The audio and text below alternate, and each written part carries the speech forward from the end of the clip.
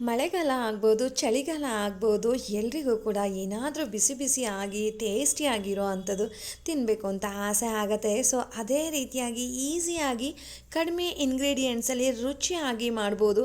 ಇದು coffee tea ಜೊತೆನೂ ತುಂಬ ಚೆನ್ನಾಗಿರುತ್ತೆ, ಊಟಕ್ಕೂ ಕೂಡ ತುಂಬ ಚೆನ್ನಾಗಿರುತ್ತೆ. ಒಂದು ಸಲ ಈ ರೀತಿಯಾಗಿ ಟ್ರೈ ಮಾಡಿ, ನಿಮಗೆ ಇಷ್ಟ ಆಗತ್ತೆ ಸ್ನೇಹಿತರೆ. ಬನ್ನಿ ಇದನ್ನು ಹೇಗೆ ಮಾಡೋದು ಅಂತ ನೋಡ್ಕೊಂಡು ಬರೋಣವಾ. ನಾನಿಲ್ಲೊಂದು ಮಿಕ್ಸಿಂಗ್ ಬೌಲನ್ನು ತೊಗೊಂಡಿದ್ದೀನಿ. ಅದಕ್ಕೆ ಒಂದು ಬೌಲಷ್ಟು ನಾನಿಲ್ಲಿ ಮೈದಾ ಹಿಟ್ಟನ್ನು ಹಾಕೋತಾ ಇದ್ದೀನಿ. ಮೆಷರ್ಮೆಂಟ್ಗೆ ನೀವು ಯಾವುದನ್ನು ಬೇಕಾದರೂ ತೊಗೊಳ್ಬೋದು. ಇದಕ್ಕೆ 2 ಸ್ಪೂನಷ್ಟು ಅಕ್ಕಿ ಹಿಟ್ಟನ್ನು ಹಾಕ್ತಾಯಿದ್ದೀನಿ. ಅಕ್ಕಿ ಹಿಟ್ಟು ಮನೇಲಿ ಮಾಡಿರೋದಿದ್ರೂ ಆಯಿತು ಅಥವಾ ಅಂಗಡಿದಾದರೂ ಆಯಿತು. ಸುಮಾರು 2 ಸ್ಪೂನಷ್ಟು ಹಾಕಿದ್ದೀನಿ.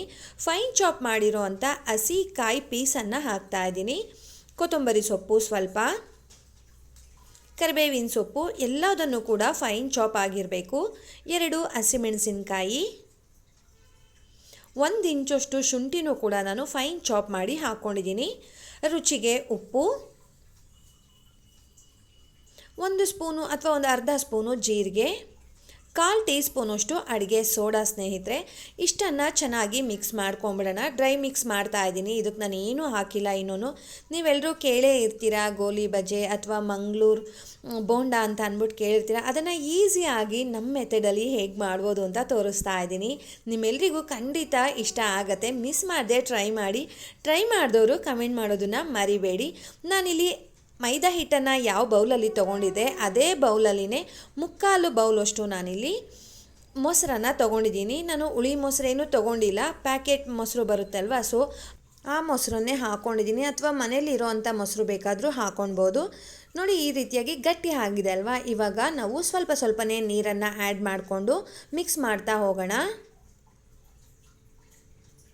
ಅದು ನಮಗೆ ಚೆನ್ನಾಗಿ ಒಂದು ಕನ್ಸಿಸ್ಟೆನ್ಸಿ ಬರಬೇಕಾಗತ್ತೆ. ಆ ಒಂದು ಕನ್ಸಿಸ್ಟೆನ್ಸಿ ಏನು ಅಂತ ಮುಂದೆ ತೋರಿಸ್ತಾ ಹೋಗ್ತೀನಿ. ಯಾರೂ ಕೂಡ ವಿಡಿಯೋನ ಸ್ಕಿಪ್ ಮಾಡಬೇಡಿ ಸ್ನೇಹಿತರೆ. ನೋಡಿ, ಚೆನ್ನಾಗಿ ಮಿಕ್ಸ್ ಆಗುತ್ತೆ. ಮೈದಾ ಹಿಟ್ಟಿರೋದ್ರಿಂದ ನಿಮಗೆ ಈ ಥರ ಗಟ್ಟಿ ಗಟ್ಟಿ ಅಂತ ಅನ್ನಿಸ್ತಾ ಇದೆ.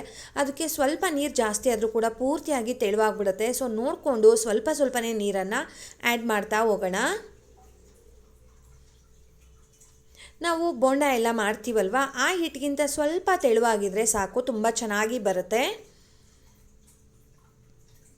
ನೋಡಿ, ಈ ಒಂದು ಕನ್ಸಿಸ್ಟೆನ್ಸಿ ಇತ್ತು ಅಂತಂದರೆ ಪರ್ಫೆಕ್ಟಾಗಿ ಬರುತ್ತೆ ಸ್ನೇಹಿತರೆ. ಇವಾಗ ರೆಡಿ ಆಗಿದೆ. ನಾನಿಲ್ಲಿ ಎಣ್ಣೆನ ಮೀಡಿಯಮ್ ಫ್ಲೇಮ್ನಲ್ಲಿ ಬಿಸಿಗೆ ಇಟ್ಕೊಂಡಿದ್ದೆ. ಸೊ ಸ್ವಲ್ಪ ಬಿಸಿ ಆಗಿದೆ, ಪೂರ್ತಿಯಾಗಿಯೂ ಬಿಸಿ ಆಗಬಾರ್ದು. ಸ್ವಲ್ಪ ಇಲ್ಲಿ ಬಿಟ್ಬಿಟ್ಟು ನೋಡೋಣ. ಅದು ನಾವು ಎಣ್ಣೆಗೆ ಬಿಟ್ಟ ತಕ್ಷಣ ಅದು ಮೇಲ್ಭಾಗಕ್ಕೆ ಬರಬೇಕು. ಆವಾಗ ಎಣ್ಣೆ ಪರ್ಫೆಕ್ಟಾಗಿ ಕಾದಿದೆ ಅಂತ.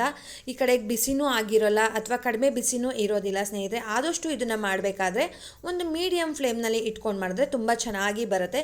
ಇವಾಗ ಸ್ವಲ್ಪ ಸ್ವಲ್ಪನೇ ಇದಕ್ಕೆ ಹಿಟ್ಟನ್ನು ಬಿಡ್ತಾ ಹೋಗೋಣ.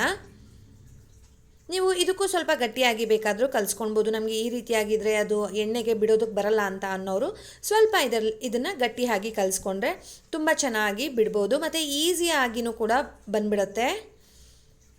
ನಾವು ಎಣ್ಣೆಗೆ ಬಿಟ್ಟಿದ ತಕ್ಷಣ ಅದು ಮೇಲ್ಭಾಗಕ್ಕೆ ಬರಬೇಕು ಸ್ನೇಹಿತರೆ. ಇಲ್ಲ ಒಂದು ವೇಳೆ ಏನಾದರೂ ಬರ್ತಾ ಇಲ್ಲ ಅಂತಂದರೆ ನೀಟಾಗಿ ಎಣ್ಣೆನಲ್ಲಿ ಹಿಂಗೆ ಮಿಕ್ಸ್ ಮಾಡ್ತಾ ಹೋದರೆ ತಾನಾಗಿಯೇ ಬಂದುಬಿಡುತ್ತೆ. ತುಂಬ ಚೆನ್ನಾಗಿ ಬರುತ್ತೆ, ತುಂಬ ಸಾಫ್ಟಾಗಿರುತ್ತೆ, ಸ್ಪಾಂಜಿಯಾಗಿ ಬರುತ್ತೆ.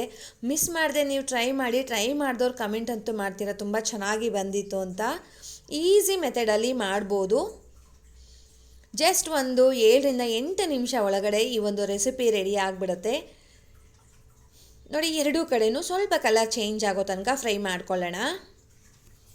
ಇದು ಮೈದಾ ಹಿಟ್ಟು ಆಗಿರೋದ್ರಿಂದ ಪೂರ್ತಿಯಾಗಿ ಕಲರ್ ಏನು ಚೇಂಜ್ ಆಗೋದಿಲ್ಲ ಸ್ನೇಹಿತರೆ. ನೋಡಿ, ಇವಾಗ ಎರಡೂ ಕಡೆಯಲ್ಲೂ ಚೆನ್ನಾಗಿ ಫ್ರೈ ಆಗ್ತಾ ಇದೆ. ನೀವೇ ನೋಡ್ತಾ ಇದ್ರೆ ಯಾವ ರೀತಿಯಾಗಿ ಬಂದಿದೆ ಅಂತ ಹೇಳ್ಬಿಟ್ಟು. ನೀವು ಎಷ್ಟು ದಪ್ಪ ಬೇಕಾದರೂ ಹಾಕ್ಕೊಳ್ಬೋದು ಸ್ನೇಹಿತರೆ. ಇದು ನೀವು ಸ್ವಲ್ಪ ಹಿಟ್ಟು ಬಿಟ್ಟರೂ ಕೂಡ ಇದು ದಪ್ಪ ಆಗುತ್ತೆ. ನೀವು ನೋಡಿಕೊಂಡು ಹಿಟ್ಟನ್ನು ಅದಕ್ಕೆ ಎಣ್ಣೆಗೆ ಬಿಡ್ತಾ ಹೋಗಿ.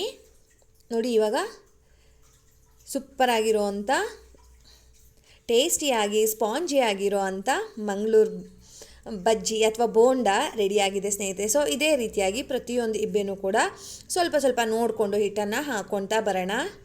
ನಾನು ಹೇಳ್ದಾಗೆ ಬಿಗಿನರ್ಸ್ ಇದ್ದೀವಿ, ನಮಗೆ ಅಷ್ಟು ತೆಳುವಾಗಿರೋದನ್ನು ಎಣ್ಣೆಗೆ ಬಿಡೋದಕ್ಕೆ ಬರಲ್ಲ ಅಂದರೆ ಸ್ವಲ್ಪ ಗಟ್ಟಿಯಾಗಿ ನೀವು ಇದನ್ನು ಕಲಿಸ್ಕೊಳ್ಬೋದು.